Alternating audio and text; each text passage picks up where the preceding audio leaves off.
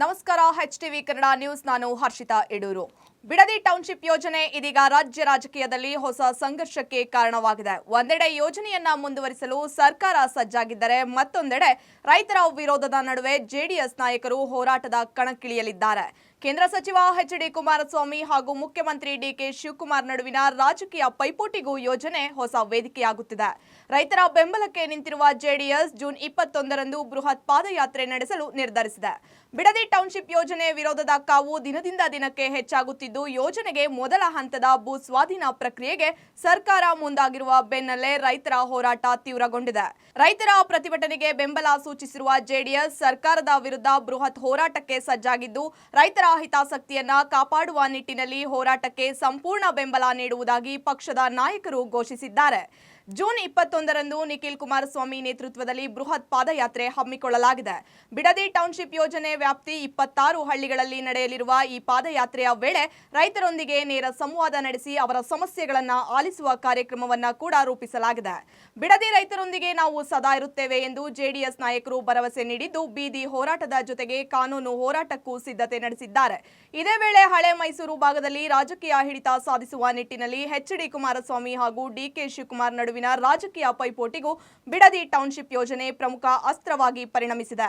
ರೈತರ ಭವಿಷ್ಯ ಅಭಿವೃದ್ಧಿ ಯೋಜನೆ ಹಾಗೂ ರಾಜಕೀಯ ಲೆಕ್ಕಾಚಾರಗಳ ನಡುವೆ ಬಿಡದಿ ಟೌನ್ಶಿಪ್ ವಿವಾದದ ಮುಂದಿನ ದಿನಗಳಲ್ಲಿ ಇನ್ನಷ್ಟು ತೀವ್ರ ಸ್ವರೂಪ ಪಡೆಯುವ ಸಾಧ್ಯತೆಗಳಿವೆ. ಈ ಭಾಗದ ಜನಪ್ರಿಯರು ಮಾಜಿ ಶಾಸಕರಾಗಿರ್ತಕ್ಕಂಥ ಮಂಜಣ್ಣ ಅವರು ನಾವೆಲ್ಲ ಕೂತು ಒಂದಷ್ಟು ವಿಚಾರಗಳನ್ನ ಕಲೆಯನ್ನ ಹಾಕಿದ್ದೀವಿ. ಇದು ರಾಜ್ಯದ ಜನತೆಗೂ ಕೂಡ ತಿಳಿಬೇಕಾಗಿದೆ. ಯಾಕಂದ್ರೆ ಬಹಳ ಜನ ಹಿಟ್ ಅಂಡ್ ರನ್ನು ಅಂತ ಮಾತಾಡ್ತಾರೆ. ಹಿಟ್ಟು ಇಲ್ಲ, ರನ್ನು ಇಲ್ಲ, ಇಲ್ಲಿ ಸ್ಟೇ ಆಗಕ್ಕೆ ನಾವು ಬಂದಿರೋದು. ಹಾಗಾಗಿ ಒಂದು ವಾಸ್ತವಾಂಶವನ್ನ ನಿಮ್ಮ ಮುಂದೆ ಇಡ್ಲಿಕ್ಕೆ ಬಯಸ್ತೇನೆ. ಈಗ ನಮ್ಮ ಕೆಂಪಯ್ಯನಪಾಳ್ಯದಲ್ಲಿ ಇಲ್ಲಿ ಸಣ್ಣ ರೈತರು, ಅತಿ ಸಣ್ಣ ರೈತರು ಅಂತಕ್ಕಂಥದ್ದನ್ನ ನಾವು ಯಾವ ರೀತಿ ಇದನ್ನ ಒಂದು ಡಿಫ್ರೆನ್ಶಿಯೇಟ್ ಮಾಡ್ಕೊಂಡಿದೀವಪ್ಪ ಅಂದ್ರೆ, 1 ಎಕರೆಗಿಂತ ಕಮ್ಮಿ ಭೂಮಿಯನ್ನ ಹೊಂದಿರತಕ್ಕಂತ ರೈತ ಅಥವಾ ಒಂದು ರೈತ ಕುಟುಂಬ ಅಥವಾ ಭೂ ಮಾಲೀಕ ಎಷ್ಟು ಜನ ಇದಾರಪ್ಪ ಈ ಒಂದು 3 ಹಳ್ಳಿಗಳಲ್ಲಿ ಅಂದ್ರೆ ಹೆಚ್ಚು ಕಮ್ಮಿ 755 ರೈತರುಗಳು ಈ 3 ಹಳ್ಳಿನಲ್ಲೂ ಒಳಪಟ್ಟಿರ್ತಕ್ಕಂಥವ್ರು. ಈಗೇನು ಫೈನಲ್ ನೋಟಿಫಿಕೇಶನ್ ಹೊರಡಿಸಿದಾರಲ್ಲ, ಅದರಲ್ಲಿ 1 ಎಕರೆಗಿಂತ ಕಮ್ಮಿ ಇರ್ತಕ್ಕಂಥ ಪರ್ಸೆಂಟೇಜ್ ಏನಿದೆ ಅಂದ್ರೆ 81% ಜನ 1 ಎಕರೆಗಿಂತ ಕಮ್ಮಿ ಭೂಮಿಯನ್ನ ಅವರ ಒಂದು ಭೂ ಮಾಲೀಕತ್ವದಲ್ಲಿ ಇರ್ತಕ್ಕಂಥದ್ದು ನಿಮ್ಮ ಮುಂದೆ ತಿಳಿಸ್ಲಿಕ್ಕೆ ಬಯಸ್ತೇನೆ.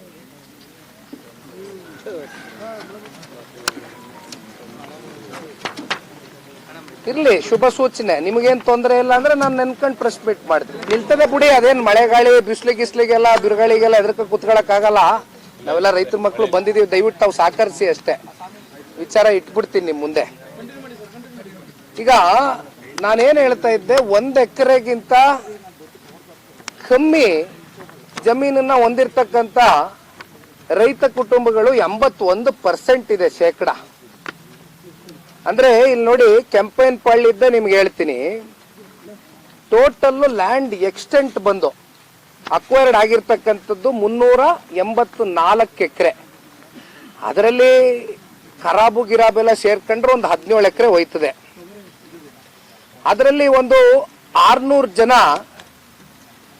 ರೈತರು ಇರ್ತಕ್ಕಂಥ ಈ ಒಂದು ಕೆಂಪಯ್ಯನಪಾಳ್ಯದಲ್ಲಿ ಸುಮಾರು 96 ಜನ ಮಾತ್ರ 1 ಎಕರೆಗಿಂತ ಅಧಿಕ ಭೂಮಿಯನ್ನ ಮಾಲೀಕತ್ವವನ್ನು ಇಟ್ಕೊಂಡಿರ್ತಕ್ಕಂಥವ್ರು. ಇನ್ನು ಮಿಕ್ಕಂತ 504 ಜನ ರೈತರು, ಇವರೆಲ್ಲ ಸಣ್ಣ ರೈತರ ಕನ್ಸಿಡರೇಷನ್ ತಗೋಬೇಕು ನಾವು. 1 ಎಕರೆಗಿಂತ ಕೆಳಗಡೆ ಇರ್ತಕ್ಕಂಥವ್ರು ಕೆಂಪಯ್ಯನಪಾಳ್ಯದಲ್ಲಿ. ಮುಂದೋಗ್ತೀನಿ. 1 ಎಕರೆ ಒಳಗೆ ಇರ್ತಕ್ಕಂಥವ್ರು ಕೆಂಪಯ್ಯನಪಾಳ್ಯದಲ್ಲಿ 504 ಜನ ರೈತರು. ಓವರ್ ಆಲ್ ಆಗಿ 600 ಜನ ರೈತ ಕುಟುಂಬಗಳಿರ್ತಕ್ಕಂಥ ಜಾಗದಲ್ಲಿ ಇನ್ನ 96 ಎಕರೆ 1 ಎಕರೆಗಿಂತ ಅಧಿಕ ಇರ್ತಕ್ಕಂಥವ್ರು. ಇನ್ನ ಒಡೆರಳ್ಳಿ ಭಾಗದಲ್ಲಿ 63 ಎಕರೆ ಅಕ್ವಿಸಿಷನ್ಗೆ ಮಾಡಿದ್ದಾರೆ. ಅದರಲ್ಲಿ ಒಂದು 2 ಎಕರೆ ಖರಾಬು.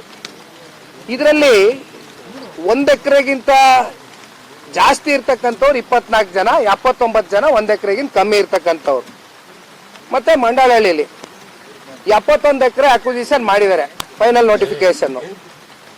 ಅದರಲ್ಲಿ ಖರಾಬೇನ್ ನಿಮ್ ಲೆಕ್ಕಕ್ಕಿಲ್ಲ ಬಿಡಿ, 16 ಗುಂಟೆ. ಅದರಲ್ಲಿ ಮೋರ್ ದೆನ್ 1 ಎಕರ್ 21 ಜನ, 1 ಎಕರೆಗಿಂತ ಕಮ್ಮಿ ಇರ್ತಕ್ಕಂಥವ್ರು 31 ಜನ. ಇದು ನಿಮ್ಮ ಮುಂದೆ ಇಟ್ಟಿದ್ದೀನಣ್ಣ, ದಯವಿಟ್ಟು ನಾವು ನೀವೆಲ್ಲರೂ ಮೈಂಡ್ಗೆ ಹಾಕೋಣ.